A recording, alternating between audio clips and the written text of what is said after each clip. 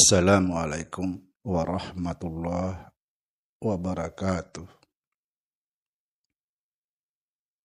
Alhamdulillah, wassalatu wassalamu ala rasulillah, Sayyidina wa maulana Muhammad Nurullah.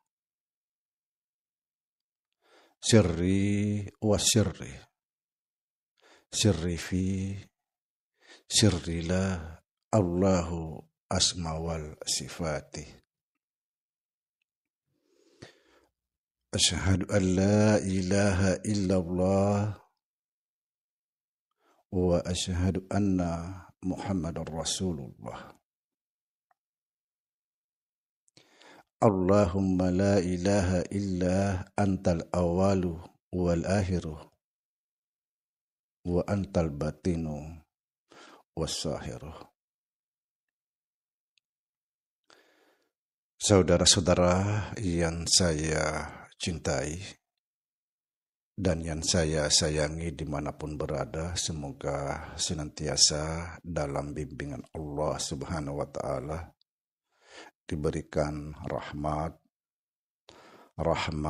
sehat, jasmani dan rohani, rahmat panjang umur, serta rahmat ilmu, dan rahmat kesejahteraan dunia akhirat. Amin ya rabbal alamin.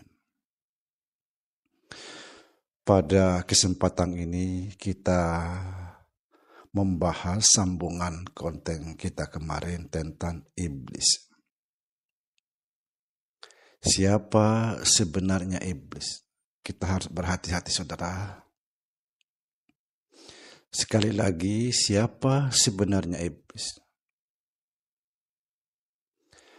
Perlu di sini saya jelaskan.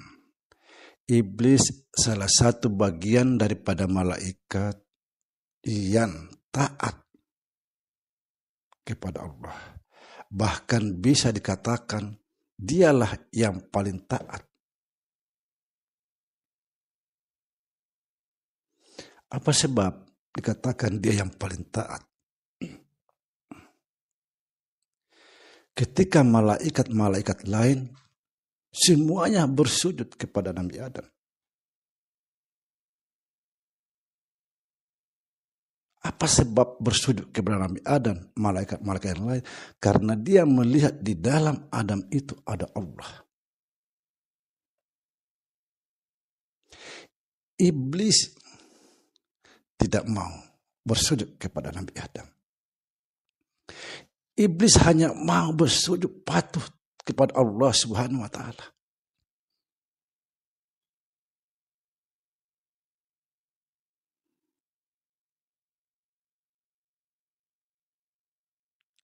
Nah, saudara-saudara, sebenarnya itu semua skenario Allah.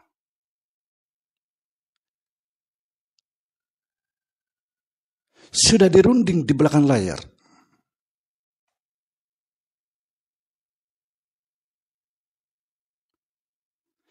Iblis salah satu pemain skenarionya Allah.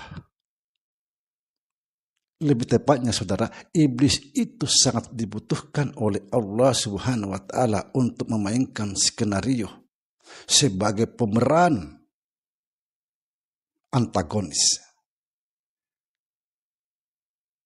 pemeran yang buruk-buruk.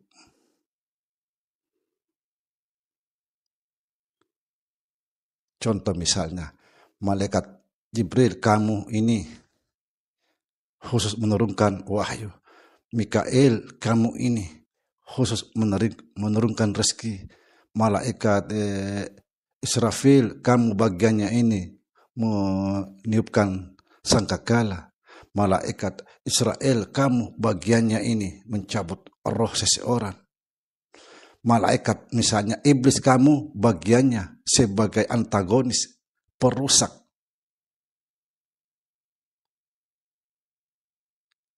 Iblis itu yang paling taat. Bayangkan, saudara, kalau kita sedikit berpikir, iya ya,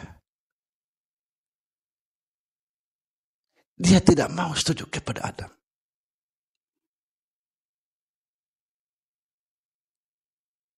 Dia hanya mau bersujud tunduk patuh kepada Allah Subhanahu wa taala.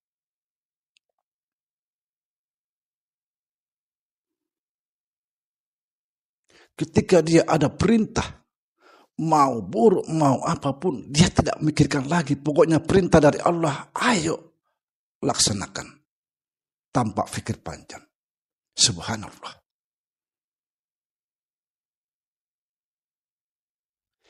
Dia disebut iblis karena dia sebagai pemain antagonis.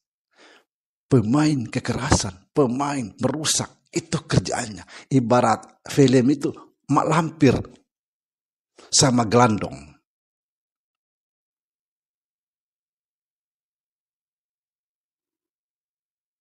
Cuma di sini kita harus bedakan antara iblis dan setan.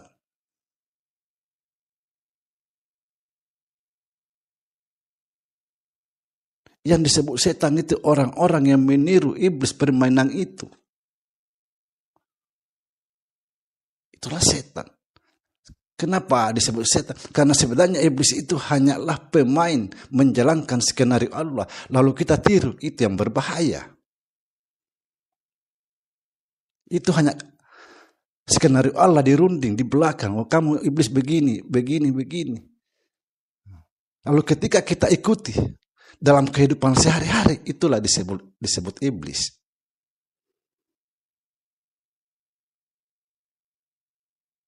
Kalau seandainya iblis ini tidak dibutuhkan oleh Allah Subhanahu wa taala, Allah Subhanahu wa taala menciptakan iblis yang sangat mudah, maka lebih mudah lagi iblis dihancurkan oleh Allah Subhanahu wa taala. Tapi tidak, karena iblis dibutuhkan oleh Allah sebagai bagian menguji manusia. Ibarat emas, kalau tidak ada air kerasnya, kita tidak bisa membedakan mana yang asli emas ini, mana yang palsu. Kita mudah tertipu.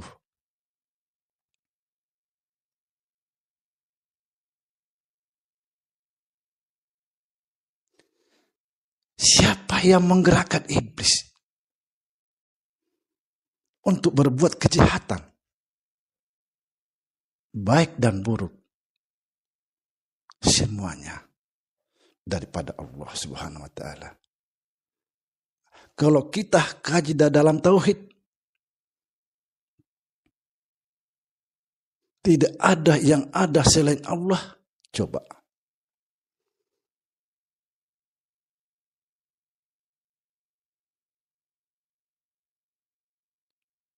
La mawjudun bihaqqi illallah. Tidak ada yang berwujud lahir dan batin kecuali Allah. Siapa iblis? Hati-hati saudara. Hati-hati.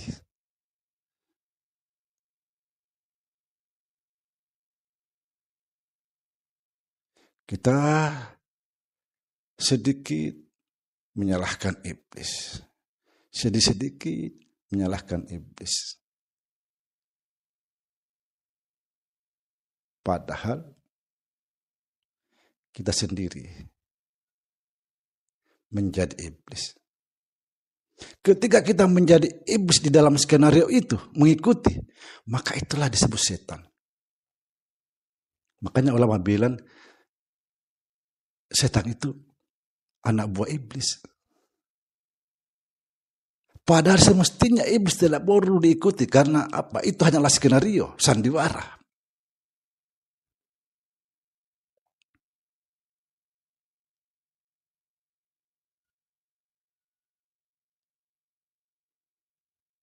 Kemarin, saudara, ada seseorang dari satu grup SMS saya, Pak Samsudin, apakah sudah bisa mengendalikan nafsunya, menghindari nafsunya? Saya membalas, la haula wala quwata illa billah.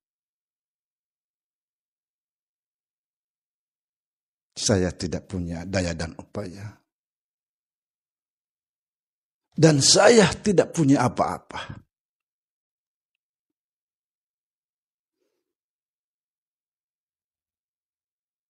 Tangan saya ini bukan milik saya.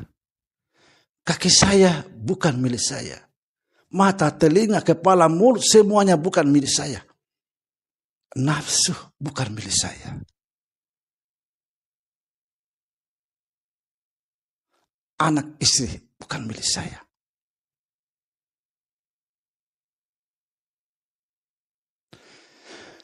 Penyakit besar ketika kita menggenggam sesuatu yang bukan milik kita. Penyakit.